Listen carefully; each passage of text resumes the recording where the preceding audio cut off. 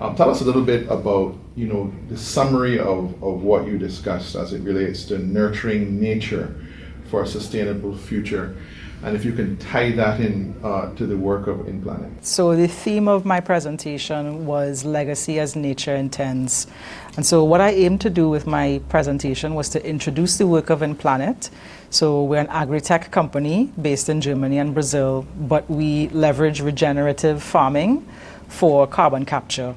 And basically what I tried to do was explain to the audience not just the validity and importance of the work and the urgency around it, but also the importance of how the story of it is told, and the fact that in many ways climate change is a communications challenge.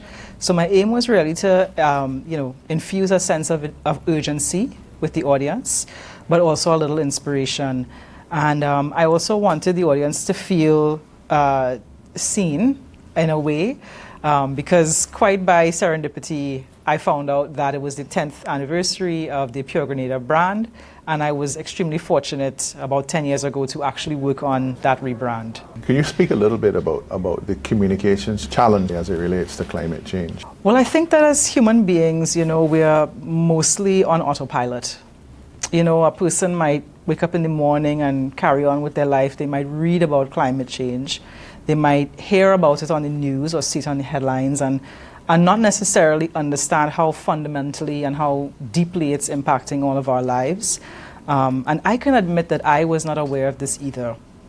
I spent much of my career in emissions reduction, so looking at ways to reduce this carbon footprint. But it was only when I stumbled into the world of carbon removal that I understood that, oh, this is actually affecting the livability of every species on Earth.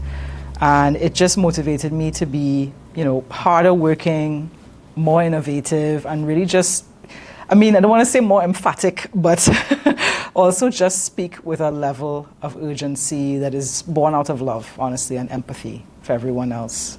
InPlanet's work in the Caribbean, can you speak to that? Well, at present, we don't have any work that's happening in the Caribbean. We're based in Brazil, but the work that we're doing is fundamentally impacting, I would say, the future of tropical agriculture. We're the only one that is in this hemisphere working in tropical soils. We're the first company doing it, and at scale. So I feel like it's just a natural progression before this starts to become a normal practice amongst farmers. So it's my hope, actually, that we'll have projects in the Caribbean in future. Any anticipated timeline? Oof, I don't know. I just know that by 2027, we're hoping to have sequestered our first megaton. I would imagine that if we get the level of funding that we're aiming to get, that we can actually diversify the locations of our projects. But I will say, without divulging too much, that we are even looking at how we can accomplish that sooner.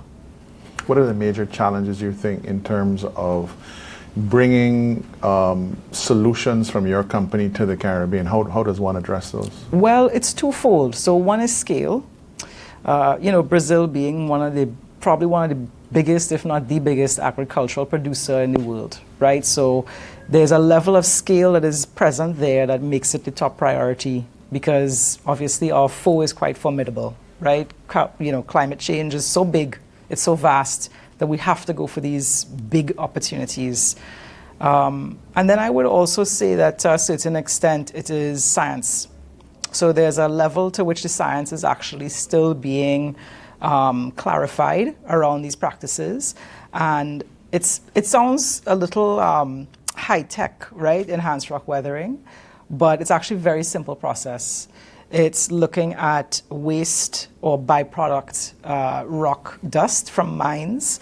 And there's a pretty long, I believe, policy history in Brazil of regulating these rocks, right? Like what is actually coming out of mines. And I think that if we were to move this into the Caribbean, we would have to look at, what type of rock, obviously, what type of regulation on the types of rock that's being used and being applied to agricultural land, because, God forbid, the wrong type of rock is going to have adverse effects, So it's those two things, I would say. Right. So finally, your thoughts on the Caribbean Tourism Organization partnering up with the Pure GRENADA brand in terms of putting this conference together here in the Spice Island. How important do you think is for the multi-stakeholders who've gathered here? Oh my gosh, I think it's one of the most important and inspiring events I have been to, honestly, in the Caribbean in a very long time. I think it's crucial because we depend so heavily on tourism economically, right, as a region. But I also think that it speaks volumes that it was hosted here in Grenada. I mean, Grenada to me, I understand that there are some people who maybe might detract about their proposition of this pure Grenada, but I have to say, as someone else from the Caribbean, I'm deeply impressed by Grenada, and I have to say that coming here and witnessing firsthand the dedication that people have had toward maintaining that purity, it's nothing short of inspiring.